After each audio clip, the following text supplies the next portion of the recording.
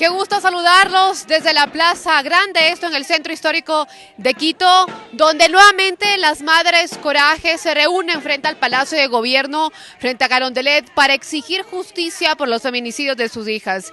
Es una demanda urgente y que debería además ser prioridad para un gobierno insensible porque no regresa a ver a las mujeres que están siendo asesinadas cada 28 horas en el país. Aquí tenemos las pancartas, las consignas, los carteles con las fotos de las mujeres asesinadas por cuestiones de género. Justicia para Valeria, ni una menos, justicia Nikita Soto, justicia para Valentina, también la verdad, también y la no repetición.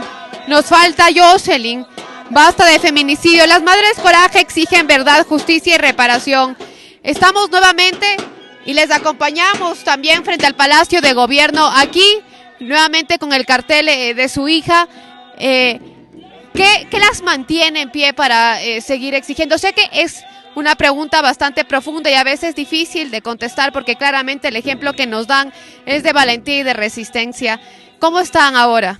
Estamos un poco más fuertes, más unidas, estamos pidiendo justicia por nuestras hijas, a pesar que aquí en el Palacio de Gobierno no nos dan oídos, pero seguimos en la lucha. Queremos que todos los casos de femicidio se hagan justicia. Muchísimas gracias. Voy a seguir también con otra madre que está aquí y precisamente nos encontramos frente al Palacio de Gobierno. Si existiera un poco de apertura y sensibilidad del presidente y del vicepresidente, que claramente las prioridades ahora vendrían a ser Qatar, ¿qué le dijera si tuviera la oportunidad de hablar con el presidente?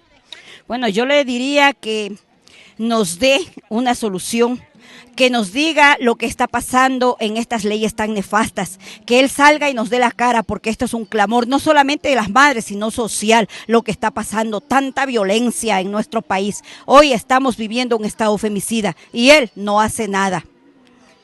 Ahora cuando decimos que el gobierno no pone atención a estos temas, ¿qué les surge también? ¿Cómo pueden ustedes como madres que están dando un ejemplo profundo a la sociedad de fuerza, qué les queda? ¿Qué tienen pendiente también por hacer?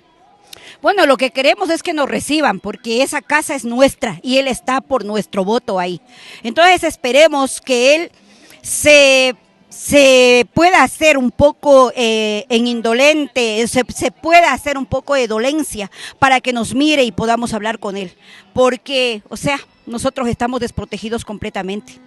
Muchísimas gracias. Y bueno, acá tenemos también otras madres que siguen allí, paradas con sus carteles de exigiendo. Yo sé que es un momento difícil porque además justamente en este lugar que es emblemático, como es la Plaza Grande, el lugar y territorio de exigencias sociales e históricas del país, yo las veo y como mujer también es imposible no solo solidarizarse, porque a veces esa palabra ya no es suficiente, sino también entender por qué los medios de comunicación jugamos un rol importantísimo de aprendizaje, pero también de apertura a temas que no están dentro de la agenda, ¿no? Ruth, yo sé que tú has sido mucho más crítica, quiero decir, pero sin embargo, la exigencia sigue.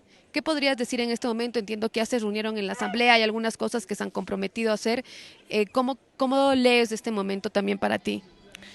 Sabemos que es un escenario bastante complejo. Sabemos que estamos pre-campaña electoral. La campaña, si bien es cierto, no ha despegado, pero se la está haciendo por debajo. Sabemos que jugamos justamente en ese escenario.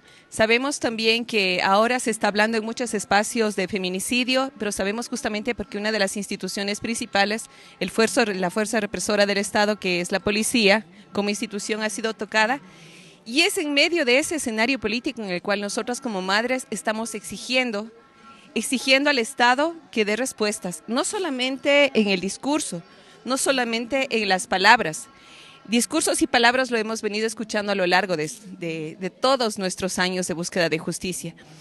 Y efectivamente lo que nosotros al pedir este diálogo directo con el presidente es que él justamente en la potestad como presidente de la nación, él puede disponer inmediatamente acciones acciones para parar con la violencia feminicida que en este momento nos arrebata a una niña, a una adolescente, a una mujer trans cada 28 horas. Y que además hay también las herramientas, ¿no? Hay una ley importantísima en el Ecuador que no tiene presupuesto o no se ejecuta o no se entiende, y la verdad que también llama la atención que frente al contexto, ¿no?, de violencia ya permanente institucional que tiene la policía particularmente, pero también los gobiernos y los discursos que incluso hacen que los titulares sean dolorosos. Eso hay que contarlo, pero también aquí viene a ser importante una reflexión de cómo narrar noticias tan dolorosas. Muchas gracias, que yo quiero agradecerles porque también es importante la apertura y entender que a veces contar, y digo, a veces no es suficiente, pero sí es importante.